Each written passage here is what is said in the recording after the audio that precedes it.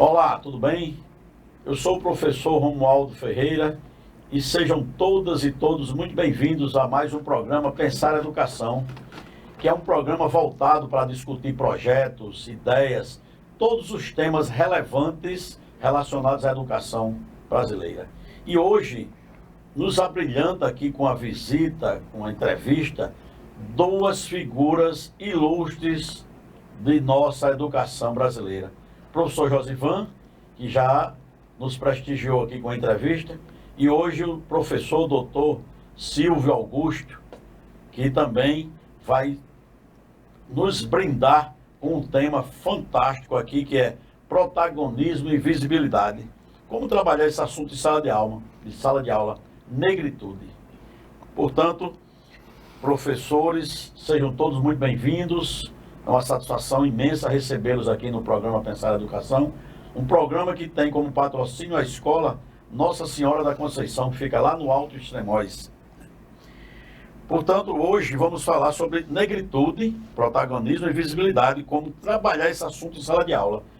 E o professor Silvio, que inclusive é autor de um livro que trata especificamente do tema, né?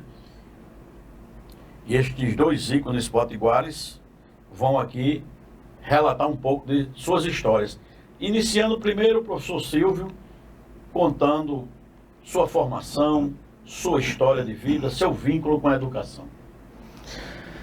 Ok, nosso prazer imenso em compartilhar com todos aqui esta oportunidade de não somente tratar do tema da negritude, mas sobretudo no Dia da Consciência Negra, um dia que celebra uma situação que tem uma história triste, mas que nós não podemos ficar mergulhados na tristeza da história, mas sobretudo no protagonismo que a negritude precisou e precisa ter para que a visibilidade deste tema não se perca ao longo do tempo.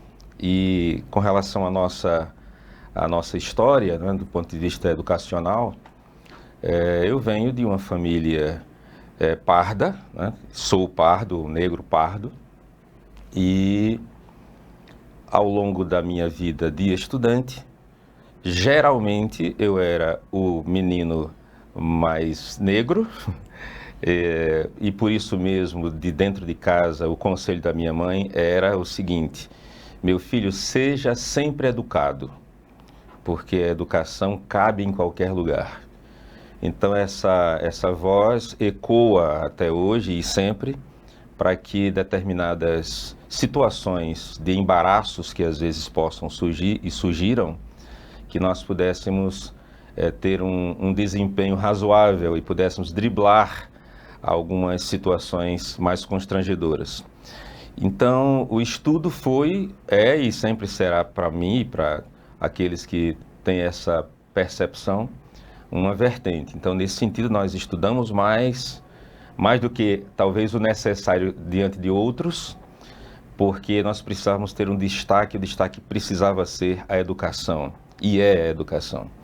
E foi com ela que nós cruzamos algumas fronteiras, não somente a fronteira do ensino fundamental, foi feito em escola pública, o ensino médio em escola pública, a universidade é primeira em escola pública e somente depois é que nós adentramos em outras áreas mais particulares, mais privadas, mas com a perspectiva sempre de tornar a educação o nosso lastro, a nossa esteira, a nossa base, e tanto mestrado quanto doutorado, pós-doutorado, inclusive fora do país, na intenção de fazer com que o protagonismo não se perdesse ao longo da nossa história.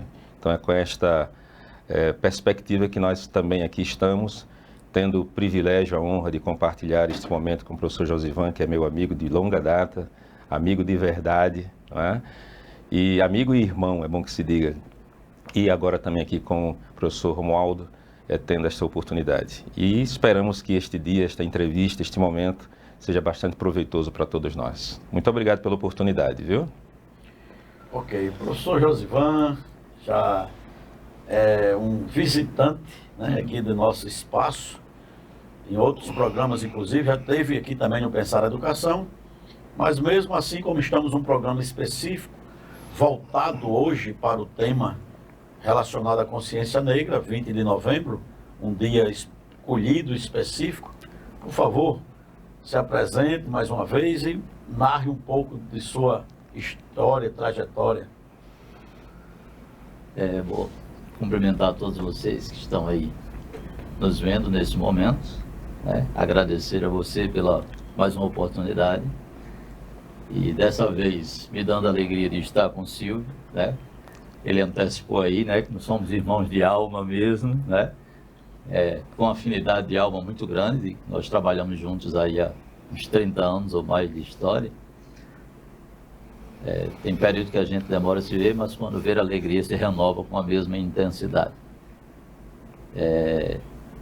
E aí, eu como literatura aproveito como ferramenta para que a gente possa trabalhar essa história da consciência negra, né? Que eu acho que a consciência é aquilo que se tem, que se deve ter todos os dias.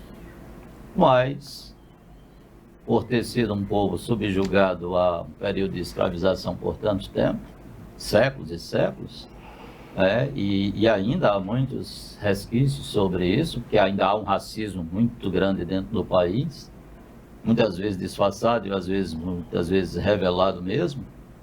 E eu não sei o que ele é, se ele é pior revelado, se ele é pior disfarçado, né? Mas aí se dê passos, porque cada passo que se dá vem sempre uma contradição, né? Por exemplo, quando se criou as cotas para negros, lá vem um problema, e quem se achou prejudicado com as cotas.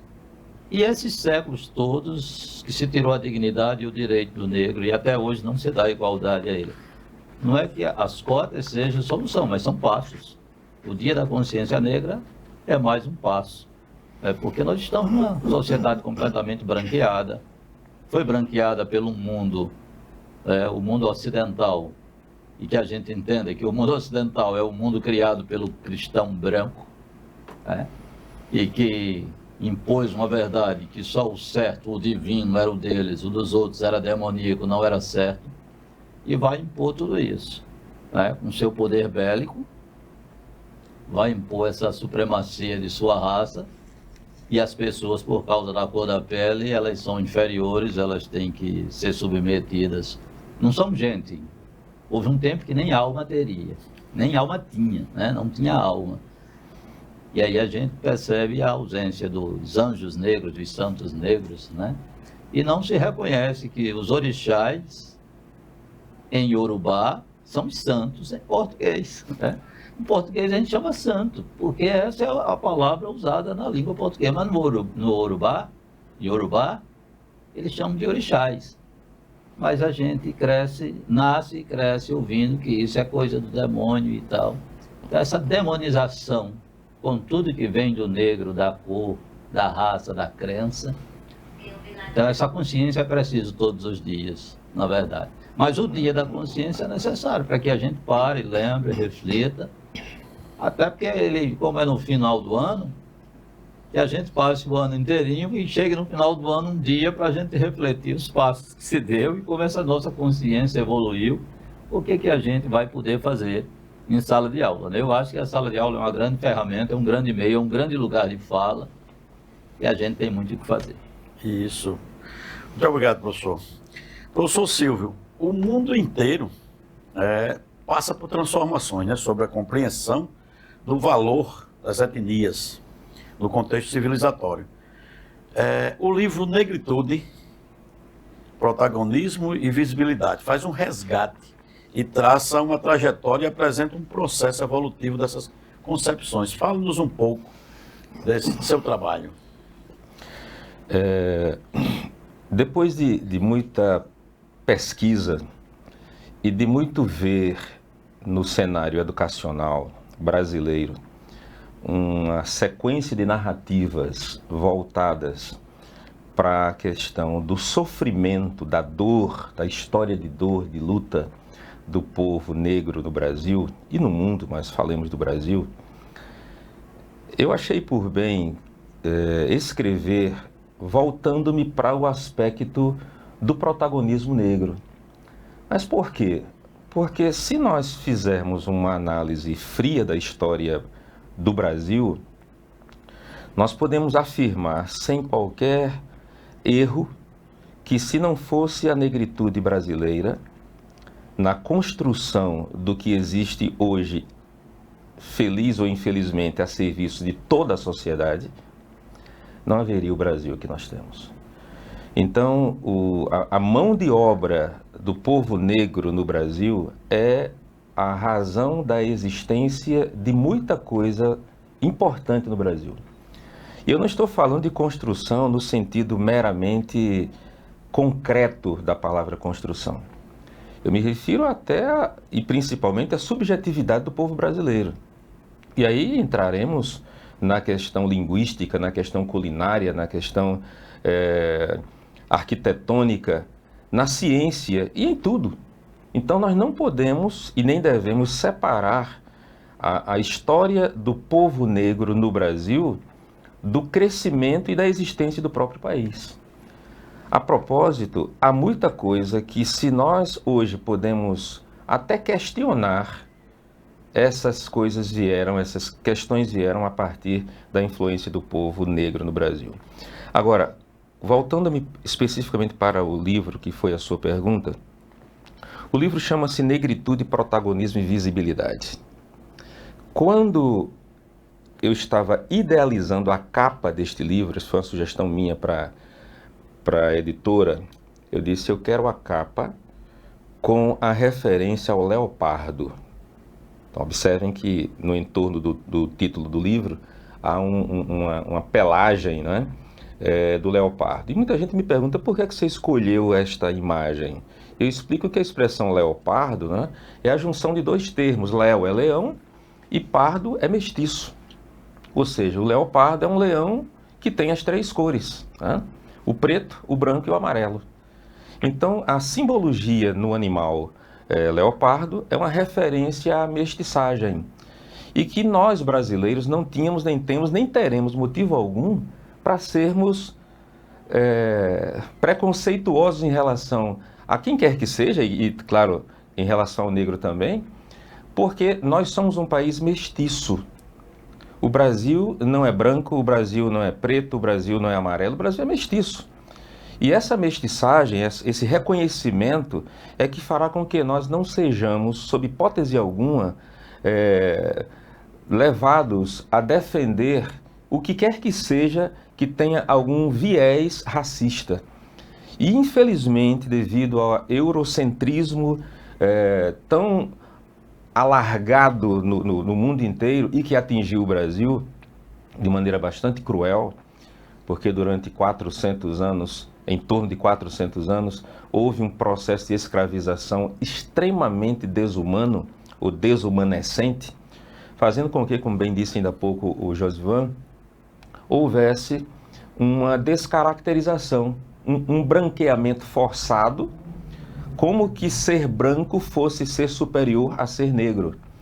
Então, dentro dessa perspectiva de choque entre o eurocentrismo e aquilo que fundamentava o africanismo forte no Brasil, por uma questão até de origem e de força de trabalho, então nós somos hoje um reflexo desse conflito entre vamos defender aquilo que que foi durante tanto tempo massacrado no Brasil, ou vamos nos render ao eurocentrismo que foi instalado em benefício de alguns e em detrimento de tantos que fizeram e fazem este país.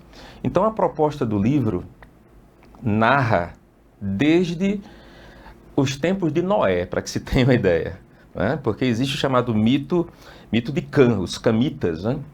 Que, segundo algumas versões, a negritude no mundo teria sido uma maldição, que Cã, filho de Noé, teria sido amaldiçoado e por isso toda a descendência dele teria se instalado na África e que ele estaria condenado, essa descendência seria condenada à escravização. Então isso é uma narrativa que nós colocamos no livro para mostrar até que ponto se chegou a querer demonizar a negritude como que ela fosse culpada de erros, de problemas e de tantas coisas. Daí, muita gente, infelizmente, tem vergonha de tratar da sua negritude como que isso fosse um pecado, fazendo com que até algumas pessoas fossem consideradas sem alma, sem céu, sem perspectiva. Então, o livro trata desde esta situação até aos grandes nomes que nós passaríamos aqui semanas e semanas só para tratar dos nomes que protagonizam a negritude no mundo. E eu falei agora a palavra negritude, e ao longo do programa certamente iremos poder falar um pouquinho sobre negritude, esta palavra específica, e a expressão consciência negra, que são dois termos muito importantes dentro da nossa temática. Ok, professor Silvio, muito obrigado. Teremos outras perguntas ainda no decorrer do nosso bate-papo a respeito do livro. Professor Josivan, qual seu comentário, sua correlação ao que o professor Silvio... Complementando, né? Porque o assunto ele é quase infinito. Isso. E Silvio puxou aqui o viés bíblico, e vem antes de Noé, Silvio, porque quando Caim mata Abel, ele recebe uma mancha. Que cor seria essa mancha? Cor de vitiligo? Não, né? Tinha que ser preta. Ele foge, se casa e funda a cidade de Enoque. Onde fica a cidade de Enoque? Na África. E a mancha de Caim era a mancha do mal, e que é preta. Então, ou seja, é uma série de simbologias que vão sendo criadas exatamente para mais tarde poder justificar a maldição da cor negra, e tudo isso narrativas tidas por branco, né? E ali a gente vai perceber que também esse pensamento de Silvio, embora a gente não viva conversando com constância, mas eu já percebi rapidamente aqui que a gente quer falar do negro quanto protagonista, né? E aí a gente vai perceber que a matemática, ela não surge na Grécia, ela surge na África, né?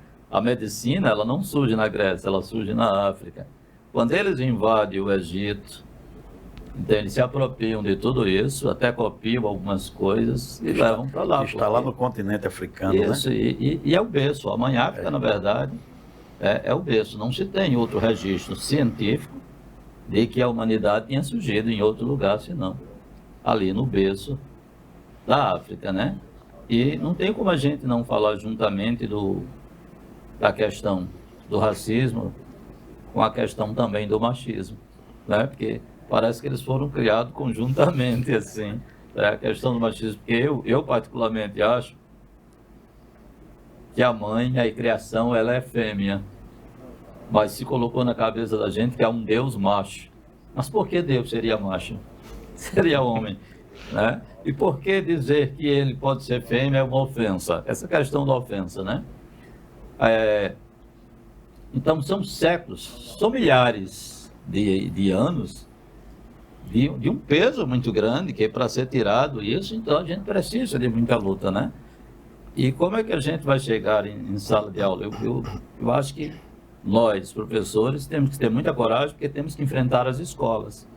E as escolas que se dizem que querem aplicar a diversidade, elas têm que ter atitudes corajosas de fazer mudança. Por exemplo, quando é que uma escola vai aceitar que se tenha um culto afro, um terreiro dentro de uma escola? Mas se tem uma missa, se tem um culto evangélico. Mas por que não pode ter um xerê? Está entendendo? Tinha que ter, né? Então, e outras coisas mais. Então, a gente não consegue conceber um culto ecumênico com a presença de pais de santos. Mas tem um pastor, tem um reverendo do Espiritismo, que concebe-se que o Espiritismo de Kardec é a linha branca do Espiritismo. Daí existe mesa branca, né? E mesa branca, né? E a mesa preta, e a mesa preta, que é a mesa do negro. A história dos animais. Silvio, você conhecedor da Bíblia sabe que havia oferendas que sacrificavam animais, um sangue, né, para Deus. Mas, será que uma oferenda do candomblé, se fosse uma galinha branca, teria a mesma repercussão? Tem que ser a galinha preta, né? Que culpa tem o gato de ter nascido preto para ser designo de azar? Mas aí, porque é preto, o gato já se coloca ele como símbolo de azar. E as outras coisinhas que estão internalizadas, enraizadas, com as expressões, né? Hoje tudo é mimimi. Não é mimimi, é porque essas coisas foram usadas exatamente para se internalizar, né? A coisa está preta, porque a coisa não está roxa, porque a coisa não está amarela, Azul. azul, quando ela está ruim. Quando ela está ruim, ela está preta, né? Porque, na verdade, ela podia estar branca, porque é o branco que faz a coisa ruim. Né? E aí a gente tem Eu vi o camarada coisas, passando mal, com fome ali, pálido, ele fica preto? Preto, pois Não. é. Mas a gente começa a perceber que essa preocupação com enegrecimento como coisa do mal, né? A nossa literatura ocidental vai usar sempre a questão negra para coisa ruim, para coisa do mal. Porque como negro era coisa ruim, então tudo que estivesse ligado a ruim ia ser coisa do mal, né? Não se fala outra coisa. Então as expressões, elas têm que... A gente não fala só de levar uma teoria para dentro da sala de aula, mas se nós não formos para a prática, isso não funciona. Se a gente não fizer lá um xerê dentro da sala, dentro da escola, para que o aluno de outra religião compreenda que ali é outra crença que tem que ser respeitada, eles não vão respeitar nunca. Olha, eles vão respeitar a sua missa, eles vão respeitar o seu culto. Agora a gente tem que respeitar o ritual deles também, né? E no dia a dia, as expressões que a gente ouve, aí vai passando assim. A gente ouve um menino dizer uma coisa, mas a gente não quis se envolver, não quis se meter. Se nós não nos metermos a cada instante, a cada coisa que sai da própria inconsciência do adolescente, ele não está nem consciente, porque ele nem tem consciência branca nem negra. Ele só tem uma situação, né? O que ele aprendeu na vida. Porque, menino, eu fui aprendendo essas coisas todas e a gente vai internalizando. Teve um tempo que eu achava que era inferior mesmo, né? E porque eles me chamavam em sala de aula de carvão, e aquilo feria, doía. Hoje não dói mais, né? Obviamente, não dói mais hoje. Mas doeu lá porque eu não tinha consciência nenhuma. E aquilo incomodava, aquilo doía e vinha na mentalidade da gente. A gente vai internalizando que é inferior porque é preto e tal. E se a gente não levar isso para a sala de aula, cada vez que um menino usar uma expressão e a gente não fizer a intervenção, ouviu no pátio, seja onde for, em sala de aula, gente. Mas se você não ouve ninguém fazer essa intervenção, colha essas frases, essas intervenções, essas expressões e trabalhe em sala de aula como textos, né?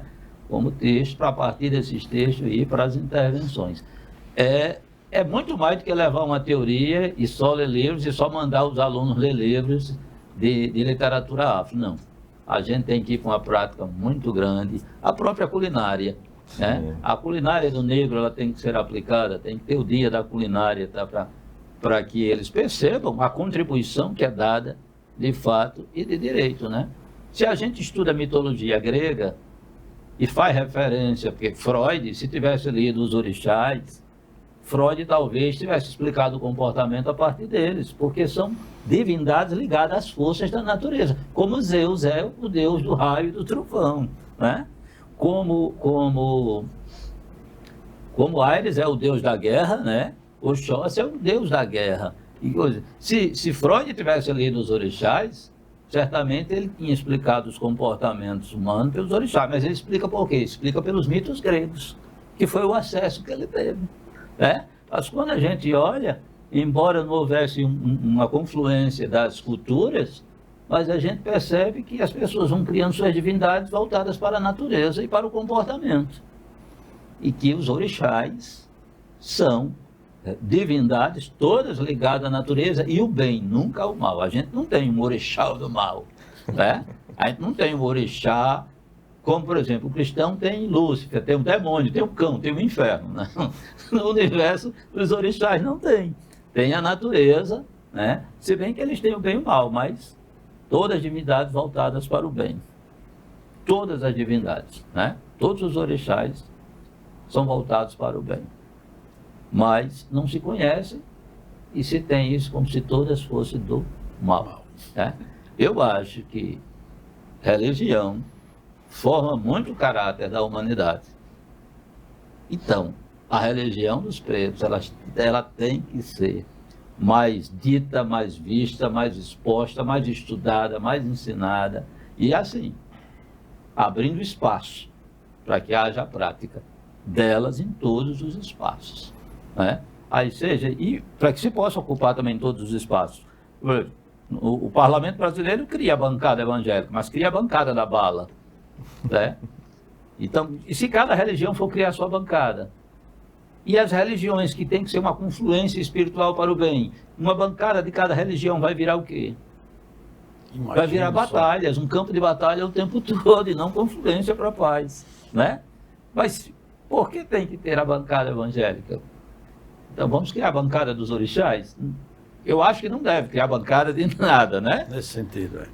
A bancada é para o povo e do povo. São as necessidades do povo.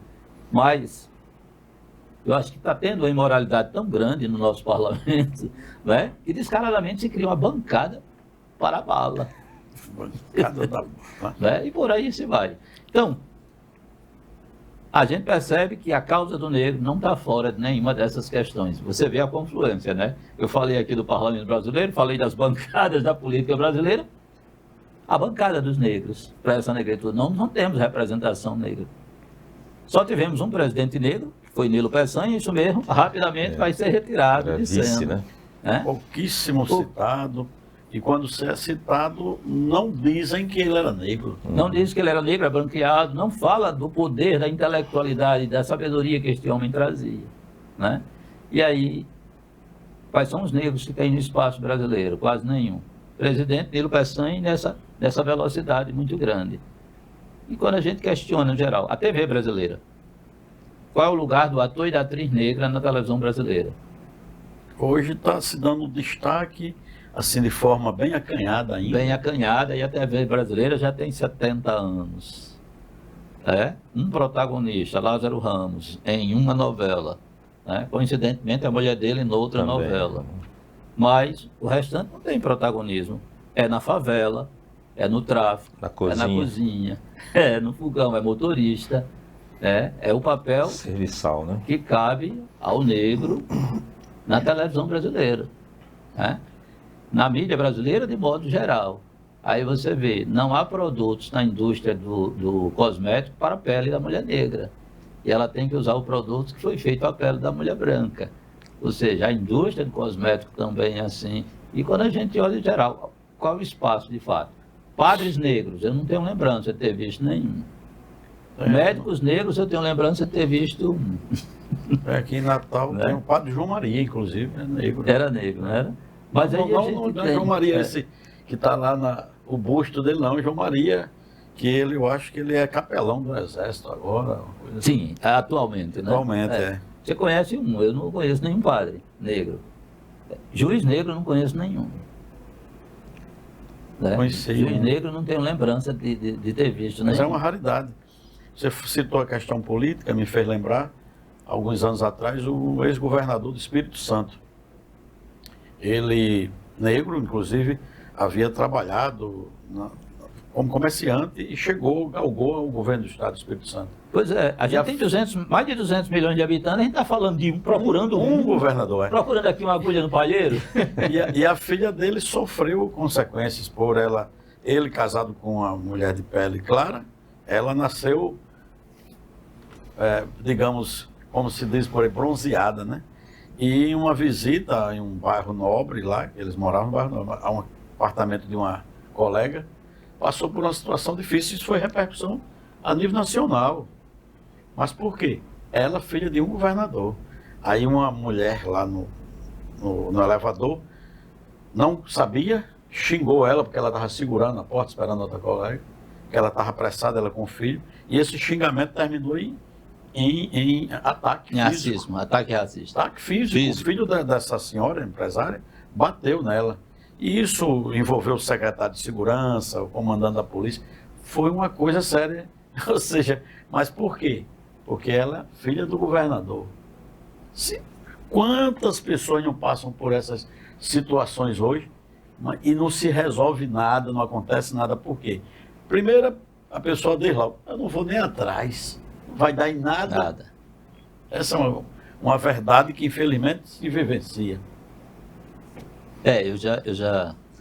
Eu saí de uma escola cheio de bata branca, assim, cheio de prova, que o colega tinha dito, Josão, vem para aqui para a gente corrigir prova junto, a gente se ajuda, eu vou. Aí eu saí apressado, não tirei nem a bata, aí desci do carro, cheguei na portaria do apartamento, me identifiquei dizendo para onde ia, né? Aí ele recebe a autorização e diz para mim, você tem que ir pelo elevador de serviço. Eu não quis questionar. Cheguei lá em cima e perguntei ao meu amigo, se o elevador social está com problema, aí ele disse, não, eu acabei de chegar. Por quê? O cara disse que tinha que vir pelo de serviço. Ou seja, você imagine, eu estava de bata branca, mas se eu fosse branco de olho azul, ele tinha me chamado de doutor, preto, com uma bata e com os pacotes na mão, só podia ser entregador, tinha que ir. Assim, não é nem o fato de ser preto, entregador, porque não pode ir pelo elevador social, tem que ir pelo de serviço. Entregador não é gente, não tem a mesma dignidade. Né? E isso há pouco tempo, quer dizer. E esse fato me faz lembrar uma outra história também de uma advogada negra, rica. Ela casou-se com um economista também famosíssimo em São Paulo, morava no bairro de Jardins, e um dia ela foi visitar uma tia do marido que era branco. E lá no apartamento, o porteiro disse, a senhora proprietária do imóvel está, a senhora pode ir ali pelo elevador de serviço. Aí ela se identificou que era, mas mesmo assim aí quando chegou lá ela disse, nunca falou com a tia do esposo esse assunto, porque temia que ele fosse demitido, que ele era negro. Que ele disse para ela, não, que eu pensei que a senhora era parente da empregada dela. Por quê? Porque a empregada era negra. Ou seja, é essa coisa toda que nosso cotidiano nos molda, nos ensina em aceitarmos, né? Aceitarmos e às vezes até por complacência, né? Ou no caso dela aí, medo que ele fosse demitido. Aí você vê, a criança negra, o adolescente negro, o jovem negro não se vê representado na televisão. Porque quando aparece negro na televisão, está nesses lugares, na cozinha, na favela, no tráfico. Na portaria de um apartamento. Na portaria de um apartamento. E a criança, o adolescente, o jovem negro nunca vai se ver representado. Ele não vai olhar e sonhar com alguma coisa, porque não tem essa representatividade. Eu lembro bem da jornalista Maju, Maju Coutinho, sabe? Sim, sim. E ela sofreu muitos ataques racistas, né? Quando ela ascende, que é promovida e vai para o Jornal Nacional, muitos ataques a ela por ser negra.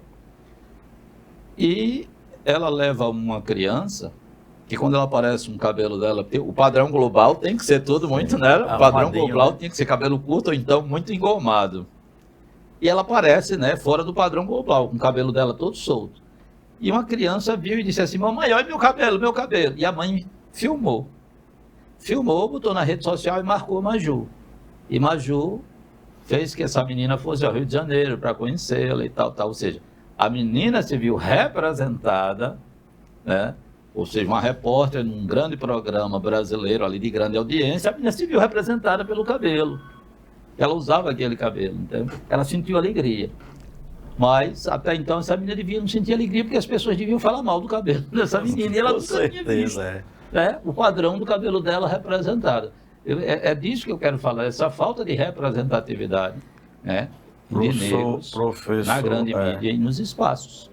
Professor Silvio, nós estamos realizando em Extremóis um ciclo de palestras, de mesas, né, de conversa, nas escolas, né, as diversas escolas da rede de ensino. E o tema é Extremóis Negro, discutindo temas que vão um resgate lá desde o início, até momentos atuais. E como eu sou um dos convidados para essa mesa, eu sempre procuro saber qual a faixa etária, né, dos alunos. E a gente fez um agora, recente, que o tema era sobre a questão da cor entre crianças, né?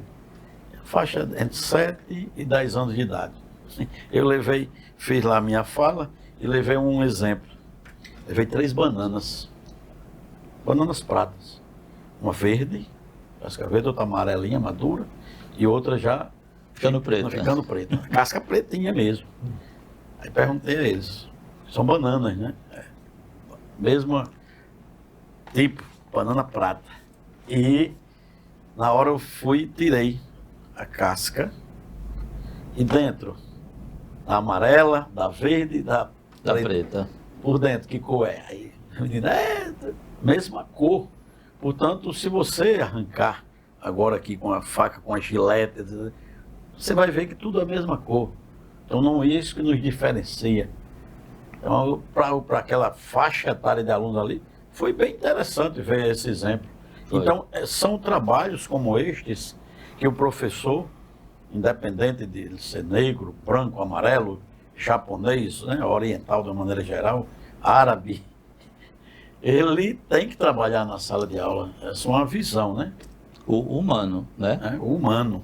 Né? E o professor Silvio, ele trabalha muito isso quando ele fala a questão de todas as vidas importam, né, professor? Verdade. Todas as vidas importam, inclusive no seu livro, que faz esse esboço sobre o tema antirracismo e ao mesmo tempo sem vitimismo, né? Sim. Porque tem que se trabalhar essa questão antirracista e também sem esse vitimismo todo que às vezes algumas pessoas emplacam, né? Porque todas as vidas importam no geral, né, professor?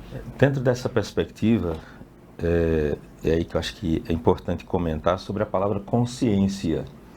Se nós pegarmos a palavra consciência e tratarmos do ponto de vista linguístico e até morfológico, vamos ver que a palavra consciência ela é formada por dois elementos. O prefixo com, que significa ao lado, significa aquilo que acompanha. Ora, se se trata de consciência, então o que é a consciência? É aquilo que acompanha a ciência. E o que é a ciência? É o saber. Então, no momento em que alguém trata da consciência negra, é importante que se conheça a negritude e que se perceba que a negritude ela envolve uma série de conhecimentos que, infelizmente, muita gente não acompanha essa ciência, não acompanha essa informação. E quando alguém não acompanha o saber, é porque ela ignora o saber, ela desconhece o saber. Então, o papel da escola, em todo o tempo, era e é para ser o de tornar a ciência conhecida. Como é que num ambiente, por exemplo, em que se pressupõe a existência da ciência, não há representatividade negra? Como é que, aí contando uma experiência pessoal, né? Eu fui ministrar um curso de atualização linguística, né, e aperfeiçoamento na área de redação num tribunal aqui no estado do Rio Grande do Norte, e eram 11 magistrados. Você imagina a situação, Josivana? 11 magistrados, né, que geralmente a magistratura coloca pessoas num patamar bastante elevado e considerado socialmente, né, e economicamente. E ali estava o professor Silvio ministrando um curso para os 11 magistrados. Primeira coisa que se pensou, será que eles irão assistir à aula do professor Silvio? Para minha felicidade, foram. Agora, uma coisa muito curiosa que ocorreu durante as aulas, principalmente no primeiro dia. Eu fiz uma combinação com eles. Eu disse, olha, neste momento não existe aqui uma diferença de juízes e professor. Nós somos todos aqui professor e aluno, no caso alunos. E permitam-me dizer que eu não vou tratá-los aqui por meritíssimo senhor juiz e para que você responda ou pergunte, né? Seremos todos alunos. Combinado? Todos. Combinado. E eu, claro, durante a aula, né, eram algumas aulas que iriam ocorrer, eu tratava e tratei a todos por você, né? E você, o que é que você acha sobre tal assunto? E você, e você? Aí passou alguém na sala, no corredor, e me ouviu dizendo, tratando os magistrados por você, que seria natural, era uma sala de aula, né? E combinado. Aí quando acabou a aula, alguém disse, professor, o senhor está tratando os magistrados por você? Aí eu disse sim. Não é? Naquele momento não era o Silvio e um juiz, não é? Era Silvio e os seus alunos. Ou seja, eles estranharam isso. O que mostra que há uma espécie de perspectiva, de expectativa de que esse grau de subserviência ou de relação de poder seja estabelecido sem que se perceba os contextos, né? Sem que os contextos sejam colocados em pauta. Mas aí voltemos para um outro aspecto, sobre a palavra consciência, né? Quanto mais nós soubermos sobre a negritude, que foi uma expressão criada por um poeta francês, né? O Aimé Cézanne, né? Ele pela primeira vez usou a palavra negritude, que consiste exatamente numa concepção de que tudo que é relativo ao negro envolve a negritude.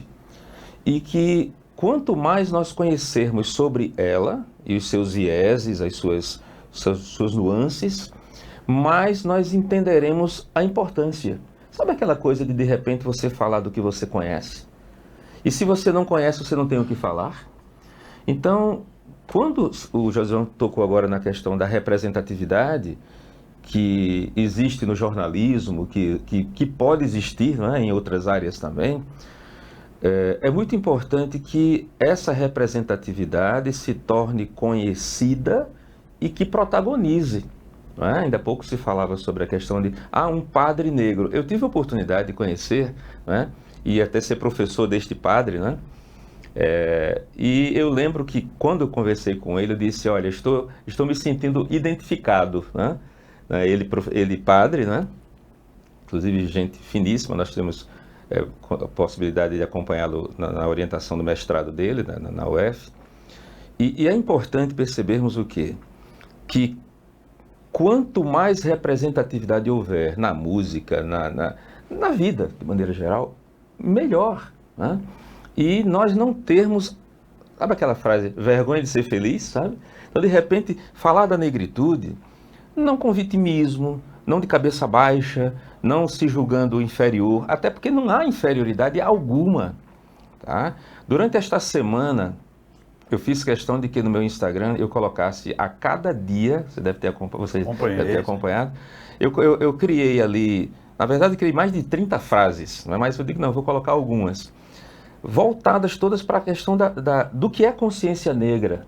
Inclusive que é outra expressão que hoje nós estamos celebrando a consciência negra e precisamos entender o que é consciência negra, que foi uma expressão criada ou cunhada, vamos assim dizer, né, a partir de um ativista sul-africano chamado Stephen Biko, né, que viveu apenas 30 anos.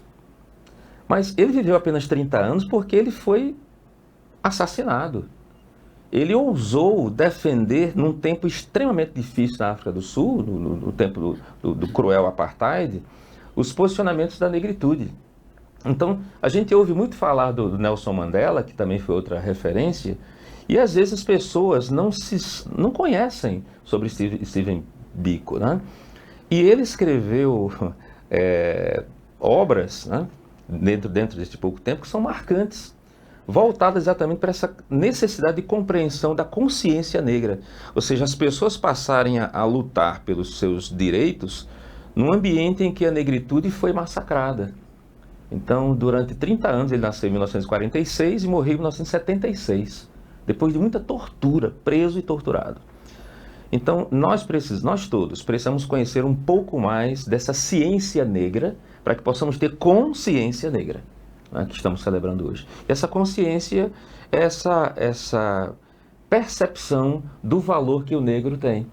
De repente, quando outras pessoas virem negros reunidos, como aqui estamos, né, que não pensem, eles estão ali reclamando. Não. Nós estamos clamando. Ou até celebrando mesmo, né? Pois os êxitos aonde se chegou, né? Porque no panteão da nossa história é Borba Gato que aparece. Mas Borba Gato foi um genocida, matou quantos negros, né? Para acabar com o Quilombo dos Palmares. Aquela gente livre que estava ali lutando por vida e por dignidade, ele chega, acaba e entra como herói. E a gente precisa falar desses heróis verdadeiros e reais, né, do povo negro que lutou tanto. A independência do Brasil, ela não era possível sem os negros nas trincheiras, né? Mas quem é o herói? Um branco montado num cavalo, numa atitude que nunca nem aconteceu, né? Porque ele nunca esteve em cima daquele cavalo, numa frente de batalha, para ser o primeiro a morrer. E naquela condição, né? Naquela condição. Ele esteve. Ele esteve abaixo do rio Ipiranga noutra condição, né? Patética. Sim. Mas é o branco que leva, né, todos os louros de uma luta que não foi, né? Porque eles mandaram os negros para as trincheiras, para as batalhas. E aí a gente percebe que esse protagonismo ele tem que ser dito. A gente não conhece. Como não tem representatividade hoje na mídia e nos lugares que estava falando, a gente também não tem na história. E tem, mas eles são ocultados, né? Os nomes na literatura negros também foram muito ofuscados. É porque a primeira mulher romancista do Brasil, que ainda foi no romantismo, né? Foi Firmina, que escreve o primeiro romance, que é o romance Úrsula, né? E que já antecipa o que seria mais tarde o navio negreiro de Castro Alves. Mas Castro Alves aparece muito bem, porque ele era branco. Ele era filho da elite, ele era neto do coronel que vence a última batalha da independência em 2 de julho, né, de 1823, dentro da Bahia, dentro da cidade da Bahia, que não era Salvador, era a cidade da Bahia. E aí ele era neto desse coronel, ele era filho de médico e de cor clara. Então, mas ficou com uma voz dos negros. Né? Mas Firmina já tinha feito isso bem antes, com o romance Úrsula. E 100 anos depois é que o romance... Até hoje você abre livros de literatura e não vê. Né? Aí a gente percebe, tem que se dizer mais. O Cruz de Souza, ele só aparece depois que um francês vem ao Brasil, depois de uma morte, né, de um total ostracismo, esquecimento. Então, muito tempo depois, o pesquisador francês quer saber por que no Brasil não teve simbolismo. E encontra a obra dele. Quando ele se debruça na obra, ele diz, não, aqui é o melhor simbolista do mundo.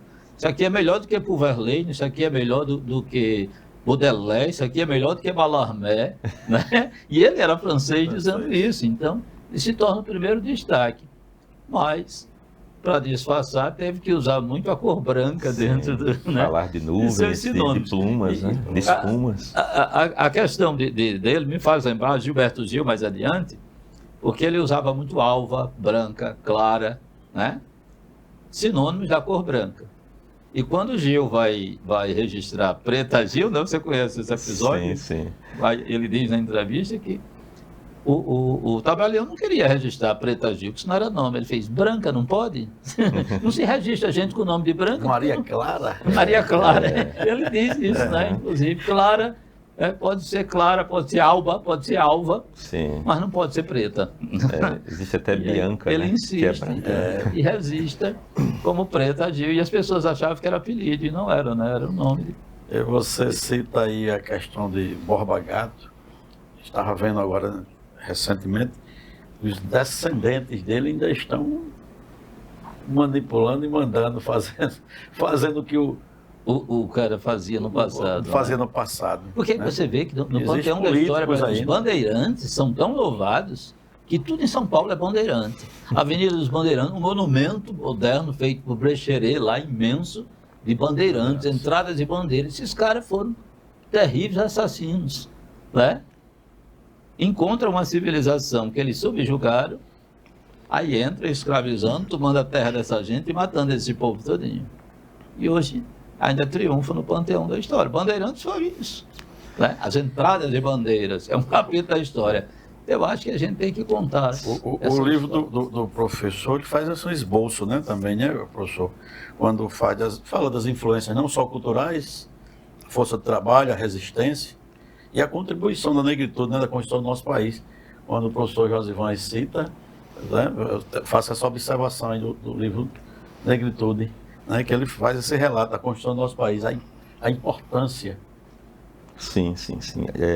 O Josivan falou em São Paulo, e em São Paulo também, né, a duras penas, né, nós encontramos a referência a André Rebouças, né? Engenheiro, né, ligado à engenharia, e a engenharia representada por um homem negro como Rebouças e o irmão também, então é uma referência ao negro. Mas o que é que se percebe? A ênfase que se dá ao que é da negritude geralmente é menor. Mas quem é que deve resgatar essa ênfase, essa consideração? Somos nós. Nós precisamos tornar aquilo que é referência à nossa etnia, tornar isso com maior valor. Porque a tendência natural é de que essa referência à negritude seja uma referência reduzida. É como que fosse assim, duas pessoas vão fazer a mesma ação. Se não houver uma referência mais destacada para que o negro faça ou tenha feito, não haverá reconhecimento. É como que fosse, não, ali foi só uma... Como aconteceu, por exemplo, e fazendo uma menção ao atleta de atletismo durante o período nazista, né? Em que o negro, né, eu acho que foi o Jesse Owens, né? Jesse Owens, né? Que foi o campeão, né? Mas de repente ninguém queria nem apertar a mão dele. Até a premiação dele foi dada às escondidas. E Hitler se recusa. Se recusa a fazer isso, né? E nos Estados Unidos, quando ele volta, também existe uma certa rejeição. Uma rejeição. Então, o que é interessante é que parece assim a distância, né? Ou às vezes até próximo mesmo, que o brilho da negritude não é o mesmo brilho. E nós precisamos mostrar que é sim, ou tanto quanto, ou até mais, né? Então, assim, em outras palavras, o que nós colocamos no nosso livro é que nós precisamos jogar mais luz, né? Mais luz para aquilo que nós fizermos e façamos, sabe? De repente, determinadas coisas que nós sabemos que somos bons no que fazemos, não tem a mesma referência. Ainda há pouco falava com o Josivan sobre qual seria o roteiro da nossa conversa, e eu me lembrei de que o Machado de Assis, ele é o fundador, né? Foi o fundador da Academia Brasileira de Letras. Só que somente 128 anos depois é que surge uma nova pessoa negra na academia. Né? Não havia negro na academia isso é um absurdo, e ele era o fundador. Isso é um absurdo. E aí eu procurei saber também e verificar que Joaquim Nabuco, que era um homem branco, era abolicionista. Então, ou seja, na verdade, quem fundou a Academia Brasileira foram duas pessoas com o perfil, o viés da negritude. Quer seja por uma questão social, né, ou quer seja por uma questão étnica. No entanto, durante 128 anos, ou seja, é quase uma eternidade de tempo, né, é que surge uma outra mulher, ou no caso, surge uma mulher, né, negra. E um detalhe que eu andei observando, Josivan e Romualdo, uma coisa curiosa, é que por ocasião da posse da Ana Maria, né, Gonçalves, ela usa a expressão, o discurso, a expressão pretuguês, né? E é impressionante como eu vi uma postagem em que pessoas de diferentes perfis sociais do Brasil criticando a expressão pretuguês, né? E se nós todos formos verificar a origem da expressão pretuguês, veremos que se trata de uma referência utilizada por Lélia Gonzalez, né, que era também uma mulher negra e ativista, em que ela expõe a expressão para mostrar que o pretuguês é a forma com que a africanidade influenciou o português. E que esse passou a ser uma espécie de dialeto dos pretos, dos brasileiros aqui nascidos ou que vivem aqui, para falar o português mais espontâneo. E ela estava no discurso dizendo que ela iria usar o pretuguês, né? E alguns foram criticá-la, não, como é que pode, a academia está se tornando um quintal de... Ou seja, tentando reduzir a importância daquele momento, quando ela, na verdade, estava representando ali milhares e milhares de pessoas. Até porque era um ato de resistência, já está ali, não? Exato, já estava furando uma bolha, né? Assim como furou a bolha o Ailton Krenak, não é? Que diz que não levaria a lusofobia para lá, sim, né? Mas sim missões das línguas. Sim, que é outra referência que nós precisamos reconhecer. Aí entra no que você relembrou aqui, Romualdo, que é o que nós dizemos no nosso livro: todas as vidas importam. E quando eu digo todas as vidas importam, é porque não é interessante que nós criemos em nossa filosofia de vida um racismo reverso. Não faz sentido nós queremos agora usar de revanchismo, né, para fazermos igual ou pior ao que fizeram contra nós. Nós precisamos resgatar o respeito à dignidade humana. E não um regresso. E não, exatamente. É muito importante não sermos pessoas que agora estamos tendo algum espaço, né? Embora não ainda na justa medida, mas que nós não façamos o que fizeram conosco, que nós tratemos uns aos outros com respeito, como, por exemplo, Nelson Mandela fez quando tomou posse como presidente da África do Sul. Ele, depois de 28 anos de prisão, ele convida os 2 carcereiros que o acompanharam durante o período de cárcere para que eles pudessem ver em que consistia, de fato, a causa de Mandela. E os 2 ficaram ali, um ao lado do outro, Tremendo, vendo a grandeza do propósito que era tornar a África, naquela condição, a África do Sul, livre daquela opressão terrível. E é bom lembrar que Nelson Mandela passou 18 anos preso, numa solitária. Nelson Mandela era um homem de 1,90 m, a solitária tinha 1,60 m por 1,60 m. Vocês imaginem o que era isso. Então, de repente, o que nós estamos tratando hoje aqui, no Dia da Consciência Negra, é uma lembrança dessas situações para mostrarmos que nós precisamos ascender cada vez mais. E que o sentido de consciência negra é muito além da simples palavra que é consciência, que ela seja vivida, seja vivenciada. Talvez em outro tempo, não houvesse um programa como este, com 3 negros protagonizando o programa. Não é verdade? Então, essa é uma questão interessante. E eu agora, Josué, lembrei um projeto que nós 2 tivemos, que nós até na época intitulamos Só Preto Sem Preconceito, você lembra? Nós formamos um curso, né? Era um curso de língua portuguesa e literatura. E eu lembro que quando nós íamos divulgar, nós dizíamos, Só Preto Sem Preconceito.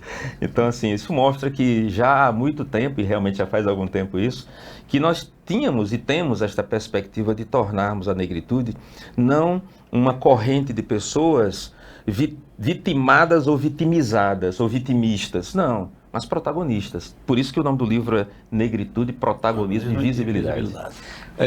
Voltando lá, Machado, e Machado só chega a ser Machado porque por trás do jornal, que não tinha imagem, aparecia a escrita dele, mas ninguém sabia que era um negro que escrevia.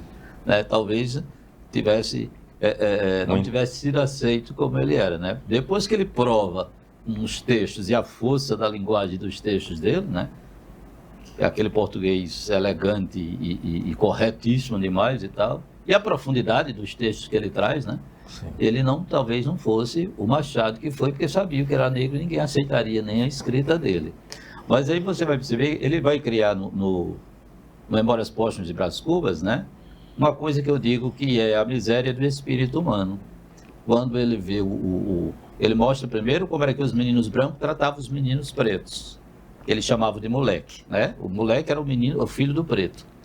E aí Brás montava no menino, e batia, o chicote era o cavalo dele. E o menino às vezes reclamava que doía e dizia, ai, nhonhô. Era o jeito que os pretos chamavam os meninos brancos, nhonhô. E ele dizia, cala a boca, besta.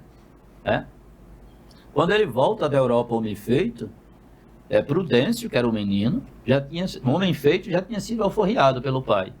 Aí ele disse que estava vindo, descendo a rua, quando vê um preto vergalhando outro preto. E ele foi para lá. Quando chegou lá, ele disse, quem haveria de ser? Pois não é que era o meu moleque Prudêncio, batendo no outro preto, vergalhando, né? Ele disse. Vergalhando o outro preto, aí eu disse... E o outro gritava, né? Quando o outro dizia, ai, nhonhô, nhonhô, ele dizia, cala a boca, besta. Aí eu me aproximei e disse, compraste? Ele disse, sim, nhonhô. E por que o bates? Ele disse, porque ele é um bêbado muito ruim. Eu botei ele para tomar conta na cantina, ele foi beber no outro canto. Aí eu disse, por que não perdoas? Aí ele olha para mim e diz, nhô não pede, nhô manda. Continuava subserviente, embora livre, né? Aí ele diz, vai embora, preto. Ou seja, qual é a miséria do espírito humano? Ele recebe um bem e guardou só para ele, que foi a liberdade. Na hora que recebeu um mal, ele repassou esse mal. Em vez de comprar a liberdade de outros negros, ele comprou um negro para ser escravo dele. Então, tem essa questão da miséria do espírito humano. E aí há quem diga que Machado de Assis não quis falar da questão. Sim, ele não foi um ativista, ele não levantou uma bandeira e ele não resumiu sua literatura só aquela questão. mas ele traz essas questões. Gerou reflexão, né? Gerou reflexão. E isso dialoga, isso que você falou agora, Josué, dialoga com o pensamento freiriano, né? Da questão do oprimido e o opressor, né? De que muitas vezes a alegria do oprimido é tornar-se opressor. Olha que coisa terrível, né? Então... E a gente percebe na maioria das vezes. Tem um conto de a empregada doméstica de Carlos Drummond de Andrade, que era uma alemã que se torna empregada e tal, mas o sonho dela era não fazer nada, né? Então ela vai e bota um anúncio, ela vê um anúncio de que não precisava trabalhar e tal, e ela vai para lá, quando chega não era nada daquilo, né? Aí ela vai e diz que o sonho dela, querendo dizer que o sonho de todo empregado era um dia ser patroa. Não para ter a vida boa e digna, mas para fazer a mesma coisa que faziam com ela. Né? Como dizia, eu acho que é Bourdieu e Passeron, a reprodução. Aí eu digo de novo, é a miséria do espírito humano. Você recebe o bem e fica só para você, e o mal você quer estar passando adiante, né? Mas aí você vê, a questão da representatividade de novo. Porque você vê, a gente, no geral, não se percebe as músicas como músicas negras. O rock é negro, o blues é negro, o jazz é negro. Tudo são de raiz negra, o samba é negro. Né? Mas aí quando ele chega a um certo patamar, parece que ele... Quando surge o axé, que surge bem preto mesmo, né? Aí o axé, essa é uma música negra, que é uma música do gueto. O hip hop é uma música do gueto, né? Mas se vê com essa restrição, como do gueto, né? Não vê o mérito da boa música ser a música do negro. E o que é que sobrou para o branco? A música clássica, quando o negro não podia fazer música. Mas olhe para o resto do mundo e o resto da música toda é negra. Né? Mas aí você não vê essa grande representatividade. E como o Silvio diz, tira um pouco do brilho quando a coisa é feita pelo negro. No livro, Silvio citando, né, Machado de Assis, Mandela, como tantos outros ícones, né, mundiais, me fez lembrar aqui, eu até trouxe Bacacqua, né? Mohamed Bacacqua, professor de línguas, foi retirado, né, sequestrado lá de suas terras e vem cair justamente em Pernambuco para ser vendido a um padeiro português. E depois de muito sofrer, ele resistindo muito, o camarada tinha conhecimento. E conhecer, por mais opressão que você tem, você sabe que você tem que lutar, resistir. Quando você tem conhecimento... A consciência é livre, né? Ele era livre na consciência, embora fosse preso no corpo. Embora preso, mas aí a consciência é livre. Foi vendido para um comerciante que tinha interação com os Estados Unidos. E viu na inteligência dele um homem habilidoso e levou ele a acompanhá-lo.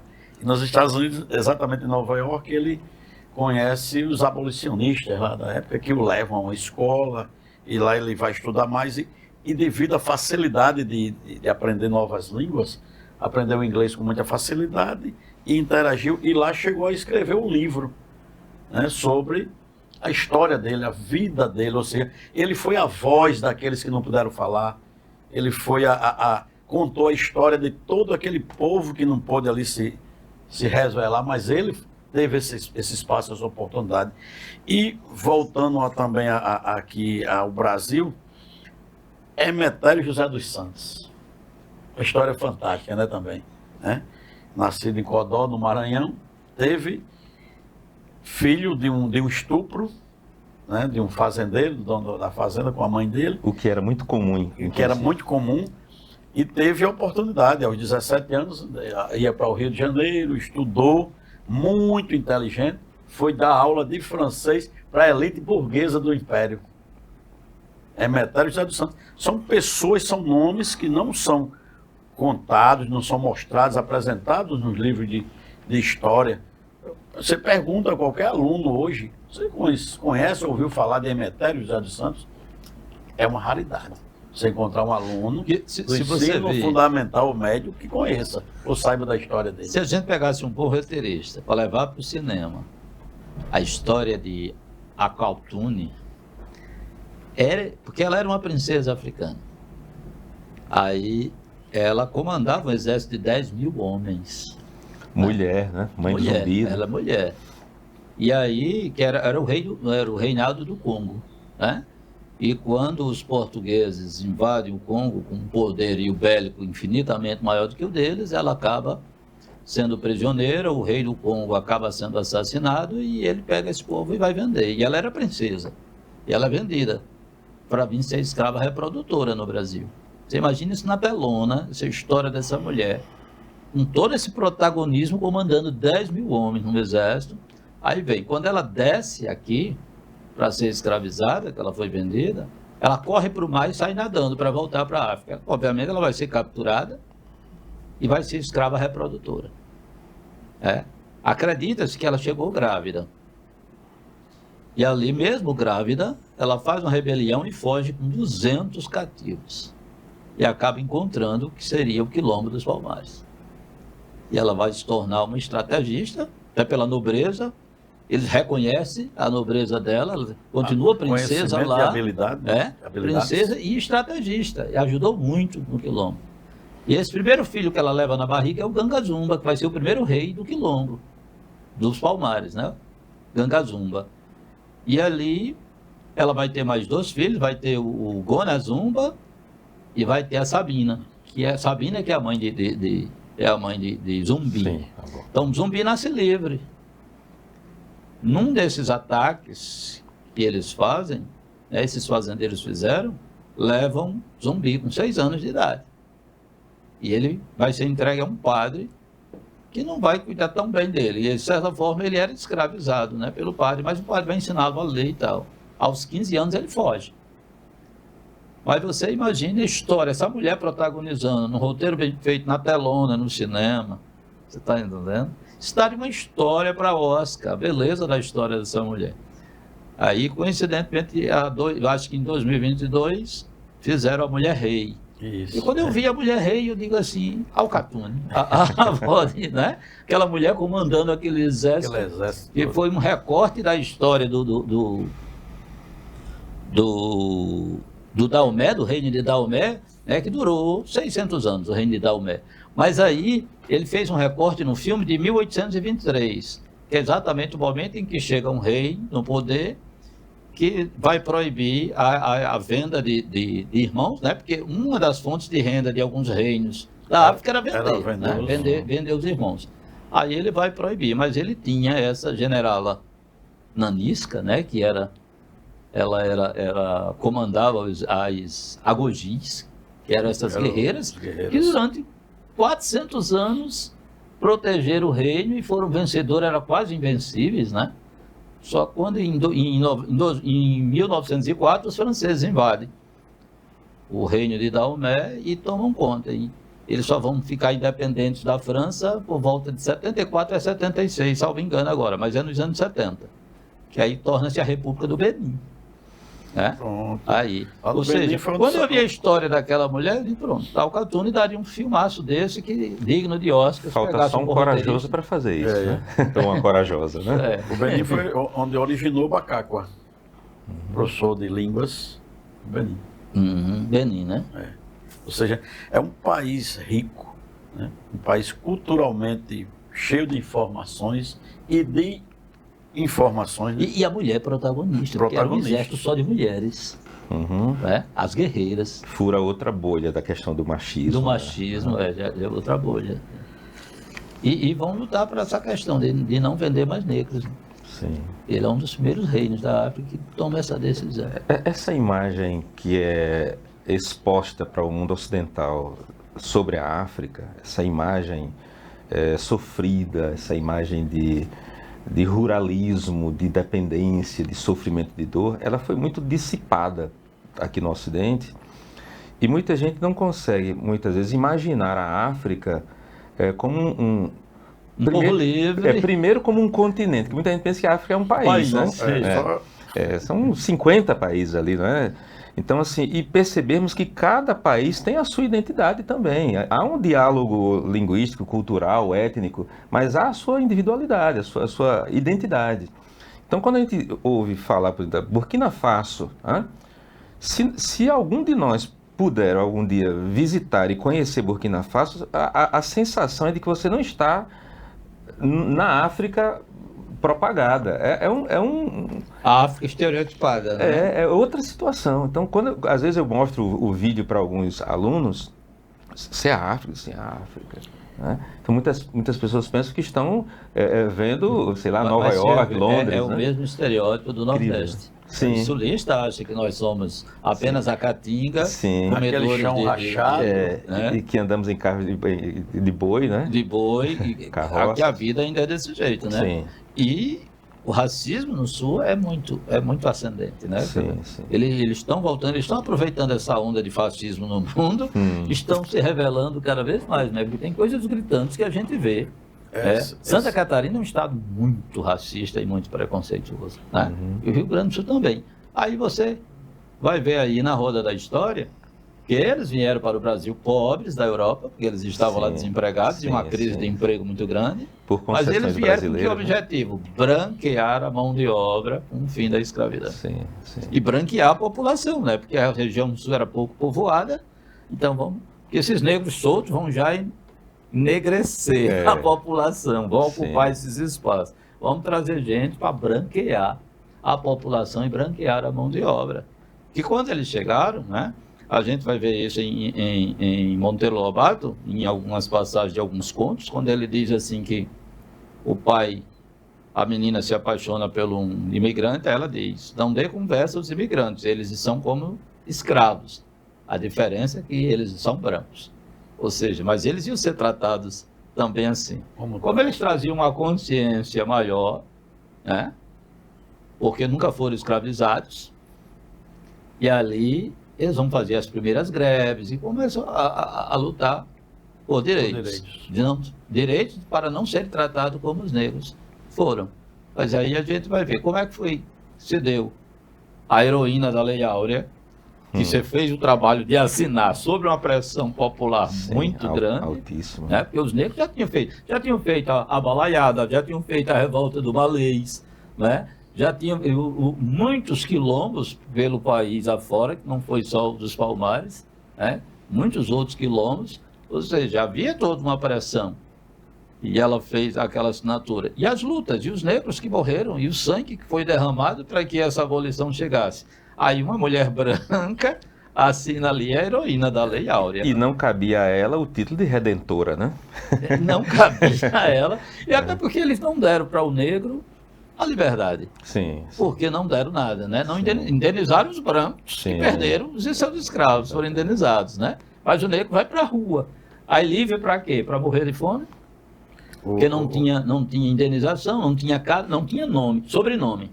O nome que tinha era o nome cristão que o branco deu, porque achava que o nome na língua do negro não era maldito, era demonizado. Né? Aí foi para onde? Para as favelas, criaram os mocambos e as favelas. Essa observação aí da assinatura da Lei Áurea me faz lembrar a professora Goretti. Sim. Ela diz, assinar a Lei Áurea e esquecer de assinar a carteira. Isso. Os direitos, né? Sim. Direitos sociais. Ou seja, quantos... até a gente citou um exemplo lá em uma dessas mesas de discussão.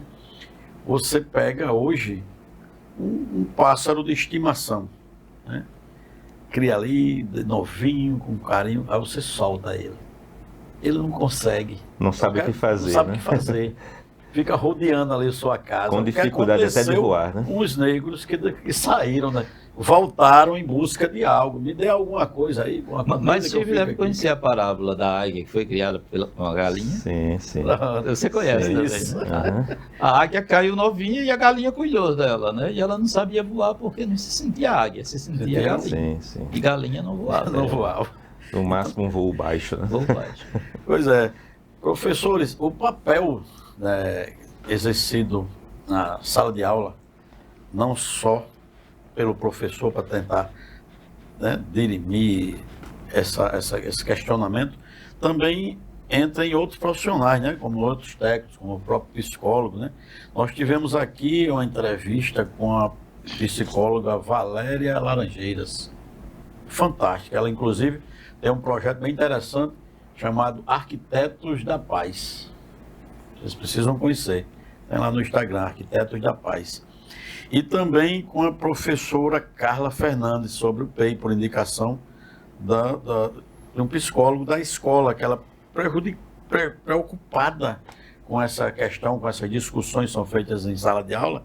Alguns alunos ela identificou que se sentem menores, né, justamente por esses questionamentos que não são observados pelo professor diretamente na sala de aula, e quando eles são levados para o psicólogo, que algumas escolas têm, né, é identificado e é trabalhado individualmente essa questão é feito esse plano, né, educacional individualizado com esse aluno, que é quando é identificado, descoberto, observado a causa. Então, são essas discussões que a gente tem que levar para a reflexão, né? Porque, embora colocado em lei a aplicação do ensino da descendência africana, da discussão do ensino africano em sala de aula, pouco se é discutido, até porque a maioria dos professores, alguns até pretos, se eximem de pesquisar, de estudar, e não sabem nem como trabalhar esse tema em sala de aula, que pode ser desde um desenho. Vamos trabalhar aqui com crianças de 3 anos, de 5 anos, e a partir daí se estudar, se descobrir como se resgatar a história, a origem. Mas aí é uma coisa que é tão profunda, mas que precisa ser exercida desde então. Não é só botar na lei e exigir e cobrar, é de se dar condição. E nós, enquanto professores, nos identificarmos e também começarmos a nos preocupar em partilhar essas atividades, não é isso?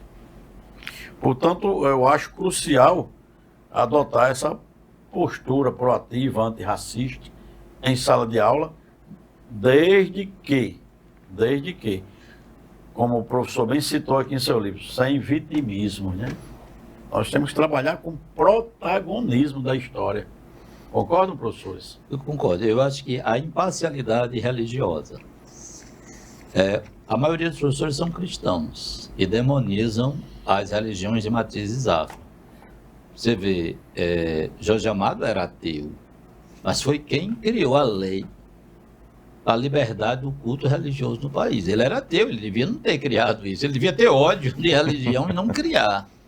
Mesmo ateu é quem cria a lei, né? Por volta de 1946, ele era deputado constituinte. Sim. Logo depois vem a história do comunismo, ele como comunista vai ser expulso do país, né? Mas antes de ir, ele cria a lei e consegue aprovar que dá liberdade ao culto religioso. Eu acho que o professor ele tem que ter essa imparcialidade. Eu não creio, sou de outra religião, tenho um outro universo, mas aqui é uma crença que tem que ser respeitada. Ora, se a gente tem aí registros que a filosofia africana, mais ou menos ali 2.800 anos antes de Cristo, nós só estamos a 2.025 anos depois de Cristo. E eles antes de Cristo, 2.800 anos. E essa gente que Jesus Cristo não nasceu lá para andar entre eles, estão todas condenadas ao fogo do inferno? A gema. Está entendendo? E das pessoas aonde o cristianismo não entrou, estão todas condenadas. Quer dizer, essa questão do respeito. Quem o Criador mandou para a África antes de Jesus Cristo? Uhum. Ele não mandou um filho para cada canto, você está entendendo? E hoje a gente está falando da tecnologia, que é tudo em tempo real. E quando não tinha nem transporte, ele estava mandando para aquele mundo ali. Uhum. Né? Estava mandando para aquele mundo. Mas para cada mundo foi. Deve ter ido seus mensageiros, seus filhos, seus profetas, né? Aí ele chega aqui e encontra uma civilização pronta, que eles chamaram de selvagem, mas quem praticou a selvageria foram eles que chegaram. Demais, né? Quando você olha quem era civilizado, na verdade, um povo, como diz Pero de Magalhães Gândavo no seu tratado, né? Ele diz: meu senhor, eu tenho que dizer a vossa majestade que quando eles falam, eles nem dizem re, nem fei, nem lei. Coincidentemente, eles nem têm fé, nem rei, nem lei. Só pode ser muito civilizado um povo que não precisa de um rei para mandar, né? Não precisa de uma crença para ser bom e justo, né? E não precisa de uma lei para fazer o que é certo. Só pode ser, você não consegue imaginar hoje no mundo uma civilização assim. Já existia e existe. Né? Achar que só é bom e justo se tiver determinada religião. Só é bom e justo se tiver isso. Só vai ser salvo se tiver. São a questão do protagonismo, né? E, inclusive, na associação da negritude, geralmente é associado à feiura, né? E alguns humoristas botam muito isso na prática. E de que onde diversos humoristas fazem piada da questão da negritude. Da negritude, né? Porque era um traço Inclusive, existe de feiura, né? livros, né? Que... O país só tem uma Miss negra na história, Daisy Nunes. Sim. Né? E foi muito polêmico. Eu cheguei a ouvir uma nega daquela ser Miss. Eu ouvi isso. Eu, adolescente ainda, fazendo o ensino médio. Era volta de 82, 83, quando Daisy Nunes foi Miss. Primeira Miss e única Miss negra no Brasil, isso tempo todinho. E eu ouvi, eu estudava, Silvio, no Francisco Henrique Cavalcante, e um menino que trabalhava na secretaria, ouvi, eu não esqueci nada, nem quem disse a frase, nem o momento, né? Uma nega daquela ser Miss, quem já viu, Miss negra, ainda disse isso. E é justamente essa questão aí que o professor Josvan falou agora, um funcionário da secretaria. Então, como a gente está buscando o tema de se trabalhar em sala de aula, a gente fica vendo alguns outros servidores, desde o porteiro, o funcionário da secretaria, a merendeira, são também protagonistas da história e, ao mesmo tempo, desqualificados por alguns alunos. Vejam bem, o professor hoje, a gente observa que basta ele ter uma certa idade, ou seja, ultrapassou aquele limite ali para algumas faixa etária de alunos, que ele já não tem tanto respeito. Esse aluno não vai ter respeito pelo zelador, zeladora, pela merendeira ou merendeiro, e por aí vai. Ou seja, é uma situação que tem que ser trabalhada lá na base. O letramento racial tem que ser trabalhado com todos, do porteiro ao gestor. Só acrescentar um detalhe curioso, é que eu até coloquei em um dos meus posts do Instagram, assim, chegou o tempo em que, se um diretor de novela ou de cinema precisar de um personagem inteligente, versátil, bonito, competente e dinâmico, não escolherá apenas pessoas brancas.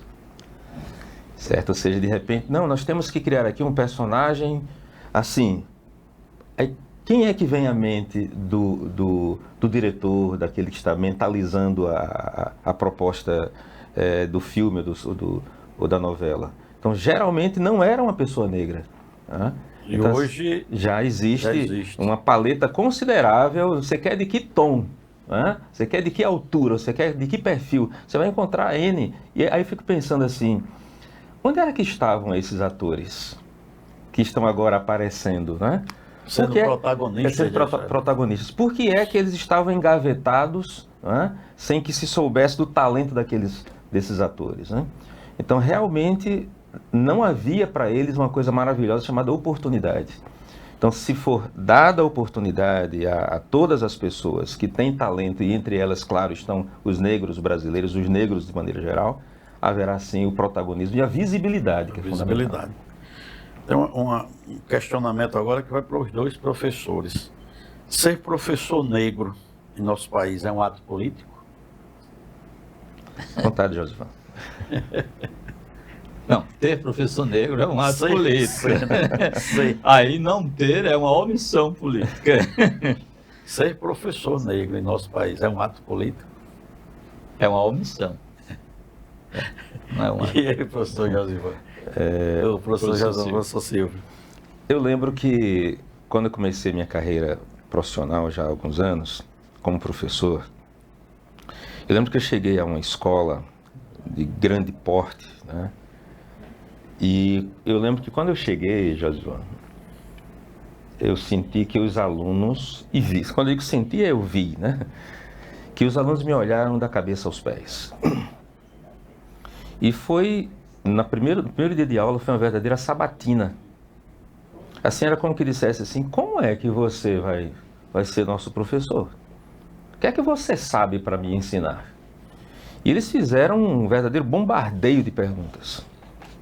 E graças a Deus, por estudo, né, por conhecimento, nós fomos dando as respostas. E eu lembro que ao final da aula, né, ao fim da aula, eu disse, eu preciso fazer alguma coisa para que eles sintam que ser professor é muito mais do que simplesmente mostrar que sei, ou mostrar que tenho algum conhecimento. E eu disse a eles, vamos fazer um treino ortográfico, porque era a forma agora de dar uma resposta, né? E de maneira bastante imediata, um deles perguntou, quantas palavras, professor? Eu disse, só uma. Era um treino ortográfico de uma palavra, né? E era uma palavra não muito comum. E eles perguntaram, qual é a palavra? Eu disse a palavra foi assessoria. A palavra que eu pedi para que fosse escrita, assessoria. Agora, eu disse, agora tem um detalhe, eu quero que vocês separem as sílabas da palavra. Então, valerá o acerto daquele que escrever a palavra corretamente e que acerte a divisão silábica. E o outro mais esperto perguntou, e como é que você vai corrigir? Eram 68 alunos na turma. Eu digo que não há problema, não haverá constrangimento para vocês. Não vai precisar alguém se levantar para escrever a palavra no quadro, não. Eu vou passar de carteira em carteira vendo quem foi que escreveu. A forma correta ou a forma errada. E eu fui às 68 carteiras daquela turma. E somente uma aluna acertou. E quando eu disse que somente uma acertou, eles se entreolharam e perguntaram, e como é? Né? E eu escrevi no quadro como é que se escrevia a palavra assessoria, né? 2 S primeiro, 2 S depois, e uria separado, porque não é uma paroxítona, né? Terminada em ditongo, enfim, é um hiato. E depois daí, na segunda aula, aí pronto, aí eles o respeito, o rei passaram. Ou seja, você e eu, nós podemos também, né? Também impor o respeito pelo conhecimento, deixando cada pessoa no seu devido lugar. Eu estou aqui para ensinar, você está para aprender, mas nós podemos aprender juntos. Porque, claro, ninguém é uma tábua rasa, né? Todo mundo tem alguma contribuição a dar. Agora, respeitar aquele que se preparou para dar aquela aula, aquele que estudou para ser o que é importante. Então, no ambiente educacional, que é vastíssimo, há muito disso. De repente, o que é que esse homem negro, o que é que essa pessoa negra tem a me oferecer? Não é? Quando a gente assiste a uma aula do professor Josivan, e já não é de hoje, não é? Que ele fazia, não sei se ainda faz, o aulão antológico. Colegas, um aulão antológico é antológico na verdadeira acepção da palavra, né? Com dimensão nacional e até internacional. Então, é algo assim que entra na memória, né? Então, de repente, quando particularmente eu levei, e às vezes também ainda levo, a música como referência, né, de aula, inclusive agora neste período de semana em que se celebra o Dia da Consciência Negra, eu tenho colocado os meus posts e músicas ao fundo. E há uma música que eu deverei colocar ainda hoje, né, cuja letra inicial diz: ninguém ouviu o soluçar de dor do canto do Brasil. Um lamento triste sempre ecoou, desde que o índio guerreiro foi para o cativeiro e de lá cantou, né? Negro entoou, né? Um canto de revolta pelos ares no quilombo dos Palmares, onde se refugiou, né? Ou seja, no final dessa música, ela diz assim, a letra diz assim, né? Um canto de dor, né? Quando pode cantar, né? O canto é um canto de dor. Né?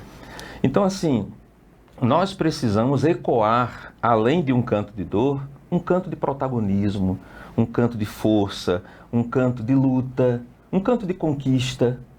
Então, as músicas, os tons, os ritmos, as melodias podem e devem estar mais, neste tempo, voltados todos para um canto de soberania, de força, de poder, não só ou especificamente de dor, de vitimismo, de sofrimento. Vamos propagar mais a nossa força. Eu assisti há poucos dias uma entrevista da Ingrid Silva, né? a bailarina negra mais representativa do mundo, né? E eu sou amigo dela no Instagram, né? E vez por outra, quando ela posta alguma coisa, e eu também, a gente troca algumas ideias, no sentido de que o quanto é importante a gente não abaixar a cabeça dentro daquilo que a gente possa fazer, sabe? Agir com nobreza de espírito, com força, com a linguagem que é necessária. Poucas vezes eu vi no Roda Viva uma entrevista tão significativa quanto foi a de Ingrid Silva nesta semana.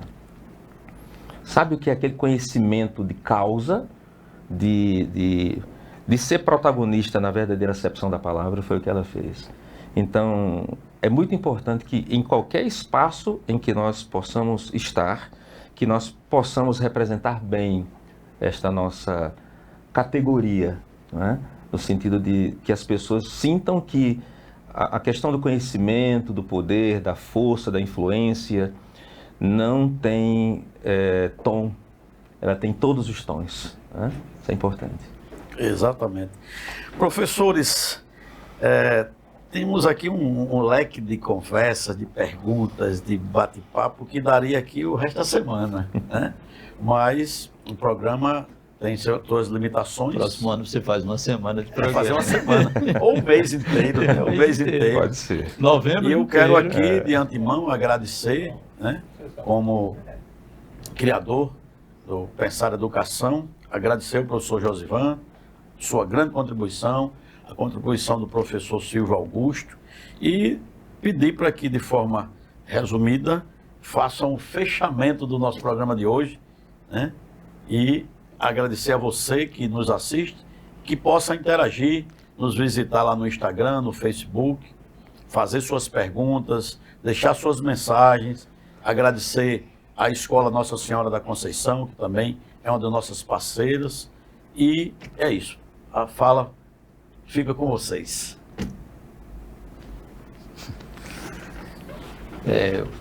Mais uma vez, para agradecer, né, a oportunidade e dizer que a consciência ela tem que ser criada a todo instante, a cada gesto que a gente vê racista por aí, a cada pensamento, a cada coisa dita.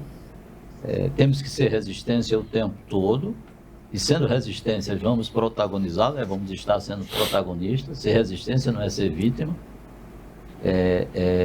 exigir o protagonismo, e essa construção, como professor, a gente vai tentar fazê-la em sala de aula, mas em qualquer espaço que a gente esteja, a gente vai fazendo essa construção, porque na verdade, quando o Silvio lá atrás falou que o negro tem que fazer o dobro, é que a gente tem que construir, mas tem que primeiro desconstruir. A gente tem que fazer a desconstrução do que foi feito para fazer essa construção dessa consciência negra, que um dia não se precise de um dia de consciência negra, porque essa consciência vai estar todos os dias em todos os espaços, né? Mas na educação a gente vai usar dessa forma que a gente falou aqui, com muita coragem, trazendo a prática, né? Vamos enfrentar aí os conceitos e preconceitos de outras religiões, da religião dominante das escolas, não me refiro à escola religiosa, mas a religião dominante do nosso país, que muitas vezes vai criar o preconceito, né? E a gente não pode dizer e falar, se você perguntar qual é a sua religião, você é da Umbanda, do Candomblé? Não, eu não tenho religião. Mas tenho respeito por todas elas, porque eu sei o que é a importância da fé, da crença e da religião para um povo. Então eu não posso querer diminuir a do outro. E ali passa por tudo isso. Se não houver imparcialidade com a religião, não podemos falar de consciência negra, porque é a religião que predomina em tudo isso, né? Então, não é também impor uma crença. Na hora que se quer pôr uma crença, aí a gente tira a democracia do pensamento, né? E tudo tem que ser assim, bem democrático. Agora, a liberdade para quem quer que seja, para qualquer povo, para qualquer etnia, eu acho que esse é o ideal. E eu vou usar essa na educação. Mas essa forma lúdica, prática, trazendo a consciência, usando tudo que se pode, né? Todos os espaços que o negro pode alcançar a literatura, seja as artes, a ciência, a geografia, a história, tudo de geral, e o cotidiano, o dia a dia. Eu acho que assim a gente consegue trazer a consciência negra e fazer viver a negritude. Obrigado. Ótimo. Fazendo uma ponte com o pensamento e com a fala do professor Josivan, aproveitar e agradecer também ao Romualdo, à equipe deste podcast, né, desta entrevista, num tempo histórico da vida brasileira e numa data importante, dizer que nós não temos no mundo raças, nós temos a raça humana e que as etnias, elas têm as suas representatividades. Nós estamos aqui celebrando a etnia do povo negro. Tá? Entendermos que você que está nos assistindo, você pode ter diferentes tons de melanina na sua pele. E saiba que esses diversos tons fazem parte de todo uma percepção cromática, né, das pessoas. Mas que você é muito mais do que simplesmente o seu tom de pele. E que o seu protagonismo precisa existir, porque protagonismo, né, aproveitando a parte linguística, né, e morfológica, proto significa primeiro. E agonista vem da palavra agonia, que significa luta. Então nós precisamos ser, na vida, aqueles que protagonizam, aqueles que são os primeiros a lutar, aqueles que estão na linha de frente. E para isso, aproveitando mais uma expressão que o colega Josivan utilizou, que é coragem. Nós precisamos ter coragem. E coragem significa agir com o coração. Que num dia como hoje haja coragem sua, minha, nossa, para celebrarmos com respeito a todos, não sermos vitimistas e que também não sejamos vitimados nem vitimizados, que possamos protagonizar, respeitar o direito da dignidade de todas as pessoas em suas esferas de ação e de poder. E que hoje seja um dia, como já dissemos, de celebração, porque há muito tempo nem este dia nós tínhamos. Agradecer mais uma vez ao fato de estar compartilhando aqui com duas pessoas do mesmo tom de pele, né? o mesmo ideal de protagonismo, de força, e parabenizar a todos vocês que estão nos assistindo por dedicarem a nós também a sua atenção, o seu respeito, e que quando puderem e quiserem, saibam que existe também um livro chamado Negritude, Protagonismo e Visibilidade, um livro com 11 capítulos, em que nós colocamos aqui a história, dentro da nossa versão, né, do povo negro brasileiro e do mundo também. Tá? Aqueles que possam participar do protagonismo nacional e mundial, para que possamos juntos vencer. Mais uma vez, obrigado a todos. Obrigado, professores, obrigado à Start TV, e finalizar dizendo que conhecer seu passado é resistir ao esquecimento. Salve!